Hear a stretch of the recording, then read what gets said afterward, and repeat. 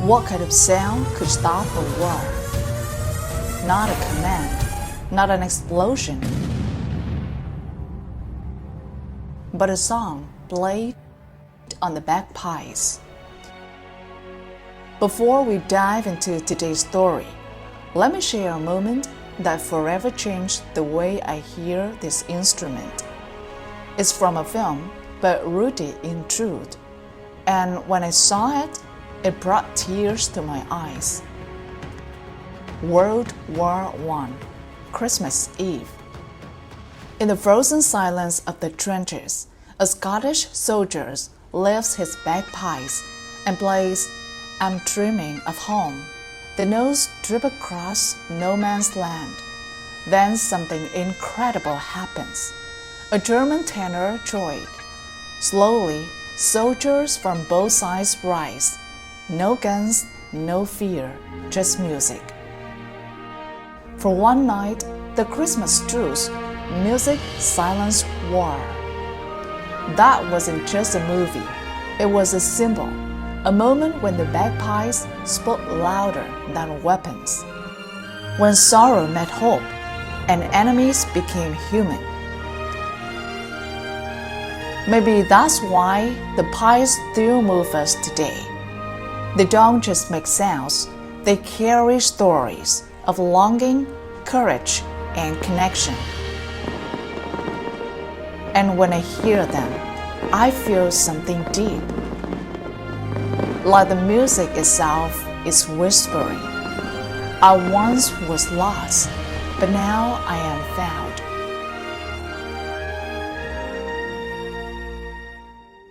Today, we journey into the world behind that sound, the craft, the history, and the hands that keep the Highland bagpipe alive.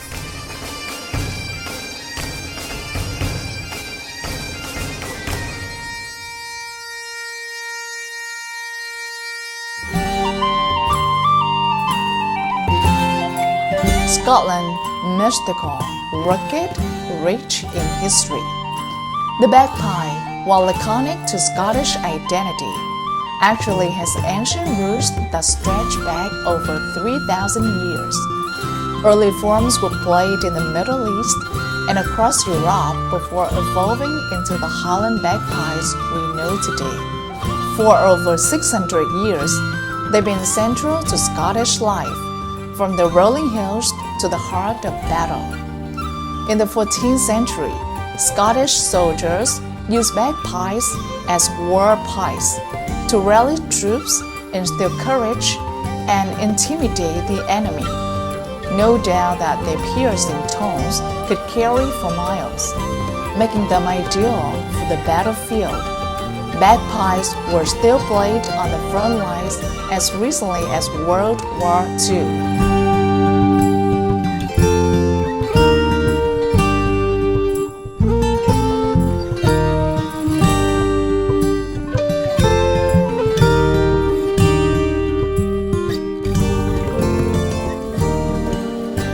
Today, I find they played at weddings, funerals, Highland games, and military ceremonies.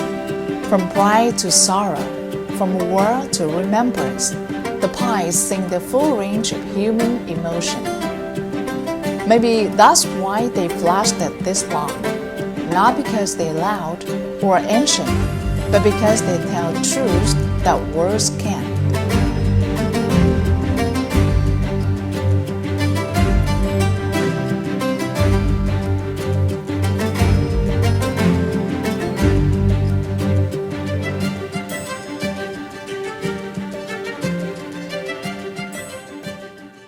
But those emotions are only possible when the instrument is made with the precision and the touch of a true craftsman, I believe. Creating a Highland bagpipe isn't just a job, it's a calling.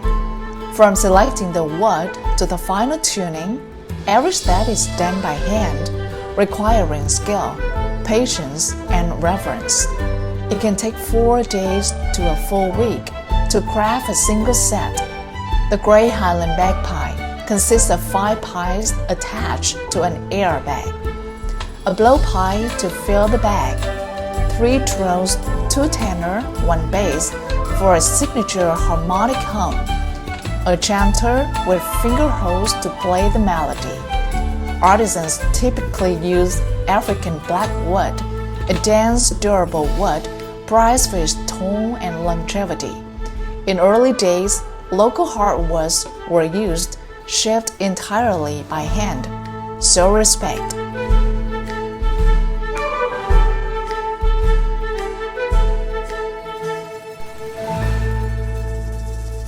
It all begins with a lathe and chisel.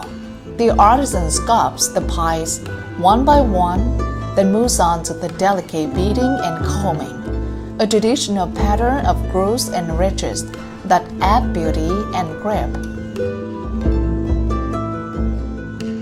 Next come the projecting mounts, wax molds that allow for tuning adjustment.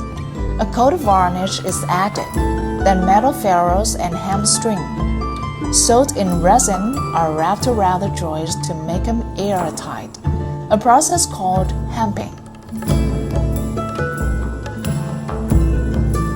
Finally, reeds are fitted, a single reed in each drone and a double reed in the chanter.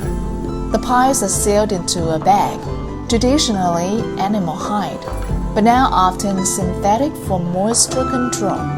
The bag is dressed in velvet or tartan, fashioned with decorative cords. Then comes the final test, tuning, tone, and playability.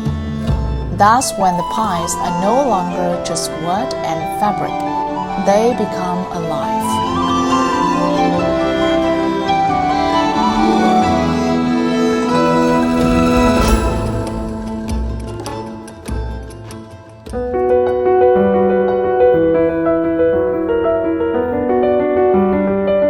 However, despite its legacy, the art of handcrafting bagpipes is under threat. Today, most bagpipes are mass-produced. Machines can churn out pipes for as little as $100. In contrast, a handmade set can cost around $1,500. As a result, many traditional workshops have shut down. In Edinburgh, so sad to know that only a few remain. Mass production has flooded the market. It brings precision and efficiency for sure. But the soul, the character of the craft, is at risk of fading. And I get it. Technology helps. It makes things easier. But easy isn't always better. You can hear the difference when the soul is replaced with shortcuts. Generations of artisans who once learned by watching their fathers now struggle to pass on their skills. It makes me wonder, what silent wisdom disappears if those careless hands stop working?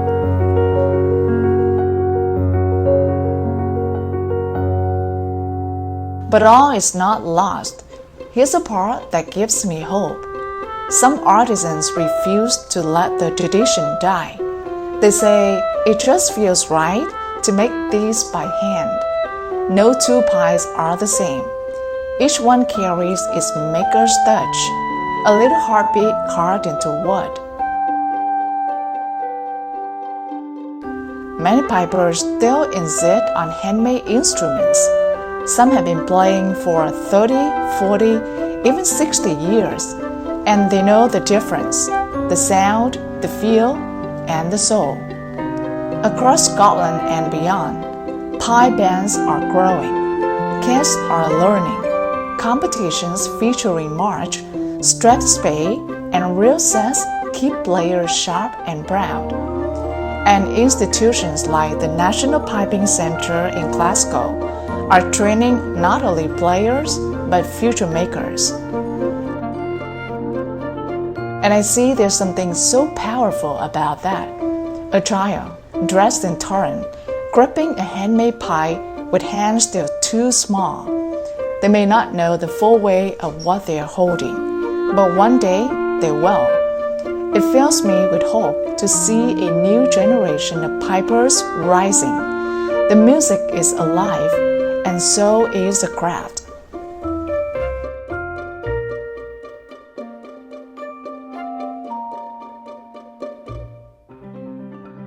A handmade Highland bagpipe is more than an instrument. It's a living legacy. Its voice is shaped by centuries. Its body is carved by craftsmen who believe in something bigger than themselves. Each one carries Scotland's soul, not just in word and reeds, but in spirit.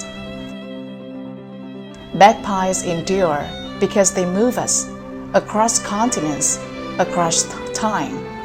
You don't have to be Scottish to feel it. I'm not, but every time I hear the pipes, I feel pride, courage, and connection. To the artisans who shape them, this isn't just work. It's heritage. It's a burden of love. And as long as one lathe turns, one reed is shaped, one learner listens, the tradition lives on.